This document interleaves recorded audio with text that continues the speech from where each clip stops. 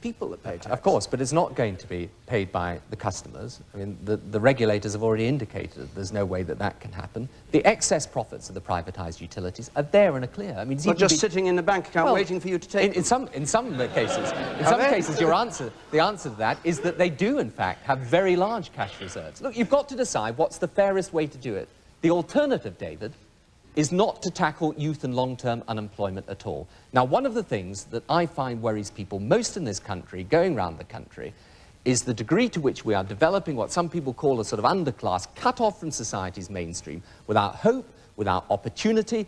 And look what's happened under the Conservatives as a result. Welfare bills up, benefit bills up, and then you don't have the resources you need for education, health, and all the rest of it. You've got to change that, and this is the fairest way to do it. Let's just stick with the... Well, there is a balance, but I don't think, quite honestly, you can start as a government trying to interfere with decisions that companies are taking. What you can do is things like, for example, you know, after consultation with business, you have a minimum pay threshold beneath which people don't fall. But I think I would say to you the most important thing in our country today is, and the best guarantee of people getting good work and a decent standard of living, is to increase the employability of people within the labour market, their education, their skills, their ability to handle new technology. I mean, let's just face it and be honest about it. You're not going to go back to a situation where, you know, there was very traditional forms of working, one job for life and all the rest of it. Young people coming out of university today, that they will reckon to change their jobs many times in the course of their own career.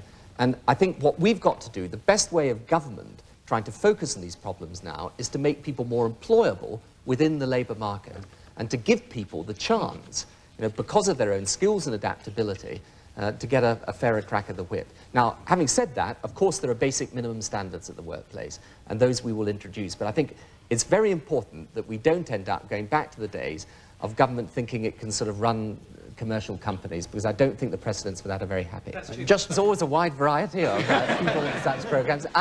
No, I have to say to you, I think you're wrong there too, you know.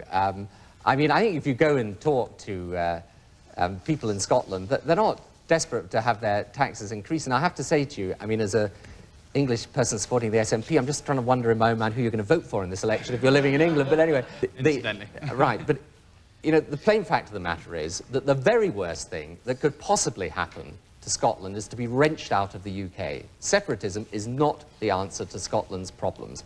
And the proposals that we're putting forward, you know, on young people and the health service and all the rest of it, I think are very, very popular in Scotland as well. And I hope you're not going to let them raise taxes even if they want to, are you? No, I'm saying, so far as the Labour Party is concerned, we've given a commitment on the basic and top rate of tax. What the SNP and other political parties want to stand on, that's a matter for them. If you, just a matter of interest, if... Look, of course, the Parliament, when it's set up, has its own powers in Scotland, as indeed anybody that has its own powers do. All I can say is the Labour Party's commitment is absolutely clear. And I should think that it's probably time that the other parties said where they stood on this issue as well. But I think the vast majority of people in Scotland understand that. And I think that, you know, people have also got to remember, not merely in Scotland, but elsewhere in the UK, people had 22 tax rises under the Conservatives. I mean, they had, in breach of all Conservative promises, the largest tax increases in peacetime history. Now, I simply say we've got to ask more fundamental questions as to why the tax and spending bills have gone up. Why have they gone up? Because of economic and social failure. And the answer to that, I believe, is to tackle the root problem of that. That's why welfare to work is so important. Because the time for making that decision, unless you rule it out as a matter of principle, unless you say there are no circumstances in which we ever go in, it's a perfectly respectable intellectual position. But if you say that, well, the debate ends now. Now, fair enough. But my position is not that, the Labour Party's position isn't that, neither is it the position, at least officially, of the Conservative Party. We both believe that it's sensible that our options remain open, but that if there is any question of going into a single currency in the next Parliament, if that arises, and I say if, there should be a referendum of the people. Now, if you ever get to the stage of a referendum, a government will have come to a view, and of course the debate can happen. What I think is important at the moment is that we decide, you know, the principles, the criteria by which such a decision will be made. But they've all been decided. No, it's not a question of not showing our hand, it's a question of not needing to or being sensible to take a decision at this stage. But what's to negotiate? But it's not a question of what's to negotiate. You have to look at what the economic circumstances are going to be at the time when this arises. Is it going to be sensible for Britain to participate or not? Is it going to be good for British jobs, British investment, British industry? Now, I've said, as you probably know, I think it is unlikely, highly unlikely, that Britain would participate under a Labour government in the first wave of single currency. For economic reasons? For economic reasons, and also for reasons to do with politics as well. But I think what is important is to understand that the British people would have the final say on such a decision, but it is not sensible for us to rule it out, in my view, forever now. Because, can I just make this point, David? It is essential for people to realise, again, we are going to be affected by the single currency, whether we're in it or we're out of it. Now, it's very important, therefore, that we have some say in the negotiations that will shape it.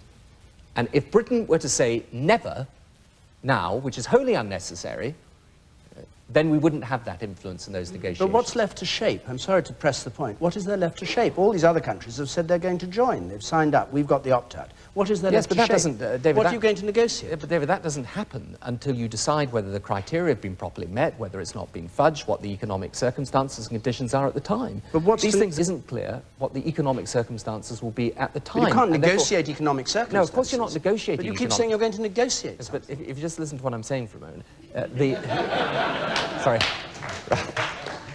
What I'm saying, trying to clarify. No, and it's very, very helpful, let me say, but if I could just, if I just finish what I'm saying to you, what you will have to negotiate is whether the criteria have been met, whether there's any fudging of the criteria, whether there's any slippage there, whether the economic circumstances are in fact right for the single currency to go ahead or not. So, you know, what I simply say to people is there's no point in ruling it out forever now, but keep the option open with the referendum there as the guarantee that if there's any question of going in, the British people have the final say. Laura Kennedy. Of course, in a sense, law is an argument against having a referendum because the thing's too complicated, but it's not its complexity that makes us keep the options open at the moment, both myself and Mr. Major. It is that we do not need to make a final decision now. We have decided the criteria that should be applied, but we do not need to make a final decision now. Neither is it sensible to do so. But I personally believe it is such a fundamental step of change in this country that it is right to have a referendum. That it is right if a government comes to the view that it is right to go into a single currency, the British people should have the final say, and that's true for ourselves and the Conservatives, and indeed I think for the Liberal Democrats as well. The vision of Europe is where we cooperate as independent nation-states in the areas where it's in our common interest to do so. Not a federal superstate, where nation-states are submerged. And I believe that the essential requirement for Britain in Europe is to start trying to shape the European agenda. There are certain things that's tremendously in our interest to have done. For example, completing the single market in Europe. Now, that was a step of cooperation. It's taken some time ago, so that British manufacturers of goods and British providers of services can sell in that whole 360, 370 million market. That's in our interest, completion of the single market. I think the common agricultural policy is a scandal. I think we should be reforming the common agricultural policy. That is something that we want to achieve in Europe. We want to achieve the enlargement of Europe, to bring in those emergent democracies, well, sometimes they have been emergency, but emergent democracy in the former Eastern Europe. All these things are extremely important to do, but we're only ever going to get a Britain that is standing tall in Europe if we have a Britain that is led by a Prime Minister with a united party. Divided and weak government does not lead to a strong presence for Britain. All right, man in the front. Well, that is true, and I'm delighted about that, however. And, you know, what is important... Look, I think that people find that the whole European question very, very difficult, because people understand, at least I hope they do, some people don't, but I believe this, it would be folly for Britain to wrench itself out of the European Union altogether, to turn its back on Europe. I believe that. Some people don't, perfectly reasonable position, but I believe that. What people, however, are frightened of is that they see this great sort of, you know, motor of European integration being driven forward, and they think, look, it's divorced from what people are thinking. You know, it's not taking account of the way that people want Europe to develop. The only way of affecting that situation is to get Britain in there with some influence and clout. We haven't had that in the past few years. I mean, I cannot help mentioning the beef situation and BSE. I mean, you know, when I hear John Major tell me that, you know, that he's the only person that negotiates for this country in Amsterdam, well, I cannot believe the summit of statesmanship has been John Major and Douglas Hogg over BSE. I mean, I don't believe we've reached the summit of British achievement with those two handling matters. Though you did, it has